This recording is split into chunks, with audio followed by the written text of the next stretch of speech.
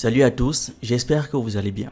Dans cette vidéo, on va faire une compilation d'actualités. Le Niger qui demande à la CEDEAO de rejoindre l'AES, l'Union Européenne qui quitte le Niger, un soldat béninois qui témoigne contre son pays, le procès de Donald Trump et les manifestations à Paris pour la cause kanak. Mais avant qu'on ne commence la vidéo, nous avons créé une chaîne YouTube qui est exclusivement consacrée à la spiritualité africaine. La chaîne s'appelle Le Jeune Initié et le lien de cette nouvelle chaîne est en description. On publiera là-bas une vidéo par semaine si vous êtes assez intéressé. Allez vous abonner, on commence.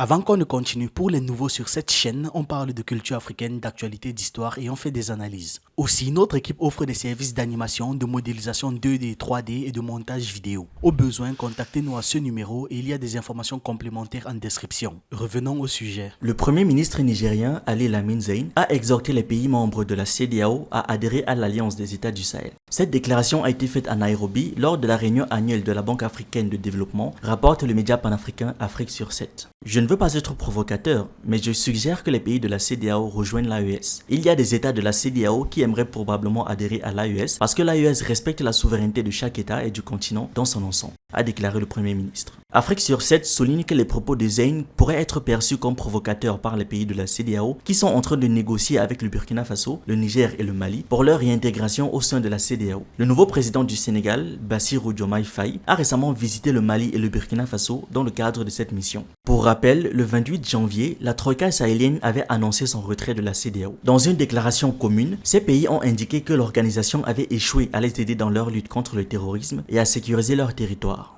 L'Union européenne a annoncé la fin de sa mission militaire au Niger pour fin juin 2024. Cette décision est justifiée par la situation politique actuelle du pays, qui est sous le contrôle d'un gouvernement militaire depuis le coup d'État du 26 juillet 2023. Le Conseil européen a décidé de ne pas proroger la mission de partenariat militaire de l'Union européenne au Niger au-delà du 30 juin 2024, compte tenu de la gravité de la situation politique actuelle dans le pays, a précisé le communiqué de la dite institution. Déployée en décembre 2022, la mission européenne comptait entre 50 et 100 soldats chargés de renforcer les capacités des forces armées nigériennes pour contenir la menace terroriste et protéger la population. Initialement, cette mission devait durer 3 ans. Il est important de noter que les pays occidentaux étaient des partenaires privilégiés du Niger dans la lutte contre les groupes djihadistes actifs dans la région du Sahel. Cependant, cette collaboration s'est détériorée après le coup d'État de juillet 2023. Le Niger suit la même trajectoire que le Mali et le Burkina Faso, où les gouvernements civils ont été renversés par des coups d'État militaires successifs depuis 2020. Les nouvelles autorités militaires nigériennes ont rompu leur lien avec l'Occident, optant plutôt pour un rapprochement militaire et politique avec la Russie. La France, autrefois un allié clé du président nigérien déchu Mohamed Bazoum, est désormais ciblée par les militaires au pouvoir. Ces derniers ont dénoncé les accords de coopération militaire et exigé le départ des 1500 soldats français stationnés au Sahel. Ils ont également annulé l'accord de coopération militaire de 2012 avec les États-Unis, entraînant le retrait de plus de 1000 soldats américains présents au Niger. Au cours des 2 derniers mois, 2 contingents d'instructeurs militaires russes accompagnés de matériel militaire ont été déployés à Niamey pour former l'armée nigérienne.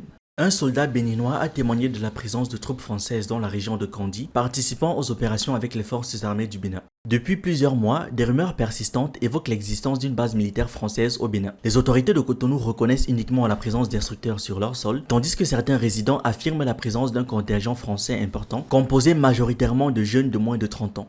Alors que plusieurs pays de la région ont officiellement reconnu la présence de troupes françaises sur leur territoire, le gouvernement béninois, lui, continue à entretenir le mystère concernant la présence de forces militaires françaises dans le pays. La question demeure, le Bénin héberge-t-il réellement uniquement des instructeurs ? Un soldat béninois, interrogé sous couvert d'anonymat, a raconté avoir suivi une formation d'ingénieurs sapeurs avec des instructeurs français dans leur base militaire située au nord du Bénin, à 50 km de la frontière avec le Niger.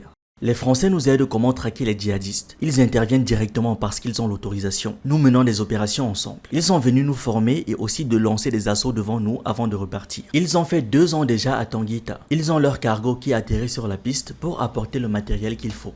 Dans son message, le soldat a également évoqué les opérations militaires conjointes menées avec les Français à la fin de l'année 2023. Ce témoignage lève le voile sur la situation. Les autorités béninoises maintiennent qu'il n'y a que des instructeurs français dans le pays, sans présence d'effectifs ou de bases militaires de Paris. Selon ces mêmes autorités, les instructeurs se limitent à la formation des forces armées et ne participent pas aux opérations militaires. Cependant, les propos du soldat béninois prouvent le contraire. Il ne s'agit pas seulement d'instructeurs français déployés au Bénin, mais bien de forces militaires actives. Il est important de souligner qu'il existe un risque que la population béninoise découvre la présence d'une base militaire étrangère sur le territoire. Certains mouvements politiques s'opposent fermement à la présence militaire française dans un pays qui n'a jamais connu de guerre depuis son indépendance. Un exemple similaire s'est produit à Ouagadougou sous le régime de Blaise Compaoré, où un détachement de l'armée française appelé Sabre était installé au Burkina Faso. Ni la France, ni le gouvernement burkinabé n'ont reconnu ces faits et aucune communication officielle n'a été faite à ce sujet.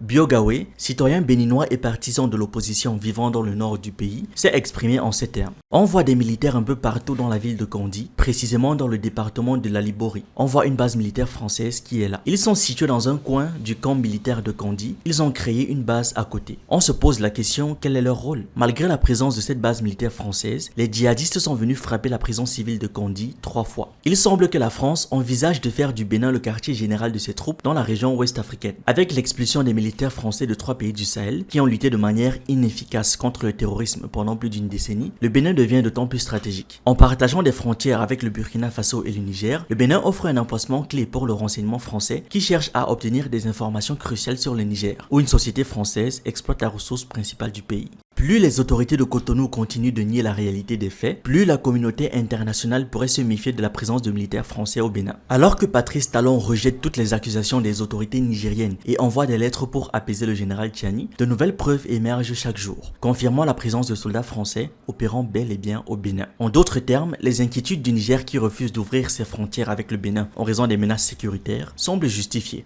Dans un procès pénal à New York le 30 mai, l'ancien président américain Donald Trump a été déclaré coupable de 34 chefs d'accusation. Cette affaire concerne les paiements dissimulés de 130 000 $ à l'ex-star du X Stormy Daniels pendant la campagne présidentielle de 2016 dans le but de dissimuler une liaison datant de 2006. À sa sortie du tribunal, Donald Trump a vivement critiqué le procès en le qualifiant de truqué. Il a déclaré que le véritable verdict sera rendu le 5 novembre prochain, jour des élections. Le juge Juan Merchan a fixé le prononcé de la peine au 11 juillet. J'ai pu constater à quel point vous étiez impliqué, a par ailleurs déclaré le magistrat au jury, reconnaissant qu'ils avaient accompli une tâche stressante et difficile. L'ancien président risque jusqu'à 4 ans de prison ferme, éventuellement assorti d'une amende.